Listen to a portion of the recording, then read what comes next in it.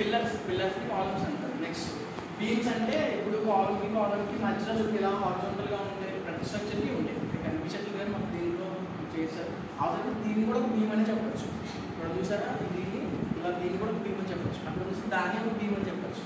ఒక కాలమ్కి ఒక vertical సపోర్ట్కి another vertical సపోర్ట్కి మధ్యలో ఉండే హారిజాంటల్ సర్ఫేస్ ఏదైతే ఉందో దాన్ని బీమ్ అని చెప్పచ్చు. బీమ్ అనేది ఒక స్ట్రక్చరల్ మెంబర్.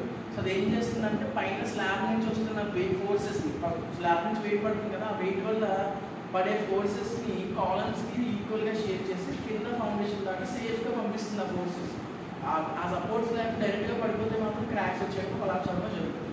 సో అలాంటి బీమ్స్ని అలాంటి కాలమ్స్ అన్ని ఇక్కడ ఈ ఫేస్లో కన్స్ట్రక్షన్ చేస్తాం.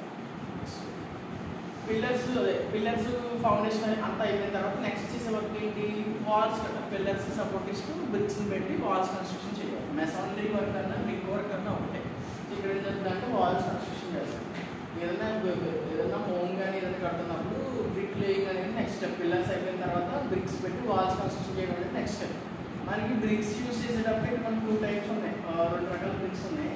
అందులో ఒకటి కాంక్రీట్ బ్రిక్, ఒకటేమో జనరలైజ్డ్ బ్రిక్. సో ఎవరి ప్రిఫరెన్స్ పెట్టి వాళ్ళ బ్రిక్ని సెలెక్ట్ చేసుకుంటారు. Many people prefer concrete black because it has also అంటారు. ఇప్పుడు ఎక్కువగా కాంక్రీట్ బ్లాక్స్ అనేవి వాడుతున్నారు. దేనికి అంటే కాంక్రీట్ బ్రిక్స్ ఏదైతే ఉంటాయో వాటికి సెంటర్లో హ్యాలో స్పేస్ ఉంటుంది. లోపల కొంచెం హ్యాలో ఉంటుంది. హ్యాలో అంటే ఏంటంటే స్పేస్ ఉంటుంది, మొత్తం సాలిడ్ కాకుండా లోపల హ్యాలో ఉంటుంది. దానివల్ల ఏంటంటే కొంచెం లైట్ వెయిట్గా ఉండడం వల్ల ఎక్కువ అది ప్రిఫర్ చేస్తారు అని చెప్పి. నెక్స్ట్ అలాగే ఈ కాంక్రీట్ బ్రిక్ ఏదైతే ఉందో జనరలైజ్డ్ బ్రిక్ అంటే కొంచెం చాలా లైట్ వెయిట్, అలాగే స్ట్రెంత్ కూడా దాంతో కంపేర్ చేస్తే ఎక్కువ. సో అందుకని దీన్ని ఎక్కువ యూజ్ చేస్తాం.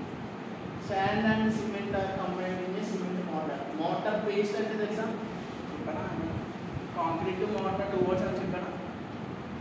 సరే, కాంక్రీట్ అంటే ఈ రెండు కూడా సిమెంట్ని యూజ్ చేసి తయారు చేసే 2 కాంపోనెంట్స్. ఒకటి మోటార్, ఒకటి కాంక్రీట్. మోటార్ అంటే ఏంటంటే సిమెంట్ పౌడర్ ఫార్మేషన్లో దొరుకుతుంది మనకి సిమెంట్ అనేది.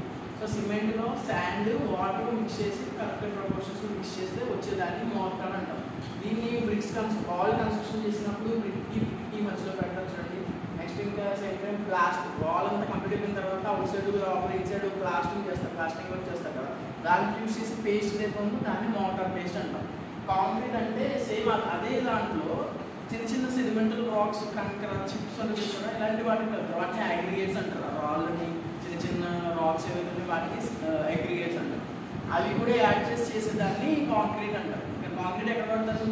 పిల్లర్స్ కన్స్ట్రక్షన్ చేసినప్పుడు లోపల ఇన్సైడ్ నెక్స్ట్ ఫౌండేషన్ చేసినప్పుడు ఇలాంటి కొంచెం స్ట్రాంగ్గా ఉండవలసిన కన్స్ట్రక్షన్స్ అయితే కాంక్రీట్ పడతారు. స్లాబ్ వేసినప్పుడు అది. ఇప్పుడు అవి